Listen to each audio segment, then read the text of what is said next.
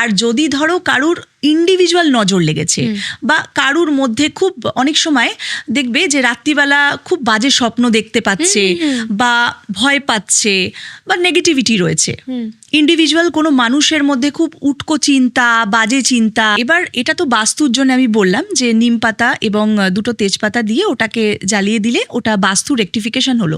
Individual যাদের মধ্যে negativity, খুব উটকো চিন্তা আসছে, শরীর খারাপ হচ্ছে, তাদের কি করা যেতে পারে? একটা তো শুকনো লঙ্কার রেমেডি, ওটা তো সবাই জানে, শুকনো লঙ্কা সর্ষে দিয়ে যেটা করা হয়। তারপরে বাচ্চাদেরও করা হয় নজর দোষের জন্য, বড়দেরও করা হয়।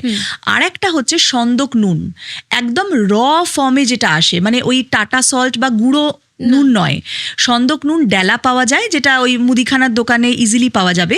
ওই র সন্দক নুন যেটা আমরা উপোসে ব্যবহার করি, ওই নুনটাকে একটুখানি জাস্ট নিয়ে মাথার অ্যান্টি ক্লকওয়াইজ ঘুরিয়ে সেটাকে 7 বার ঘোরাতে হবে, রাত্রিবেলা করতে হবে শোয়ার আগে, করে যদি বেসিনের জলে জাস্ট ওটাকে প্রবাহিত করে দিতে হবে। এইটা করলে কি আমাদের যে বডি, এই বডিতে যদি কোনো নেগেটিভিটি বা যে কোনো রকম নজর দোষ থাকে, এটাকে কিন্তু ক্রস করে।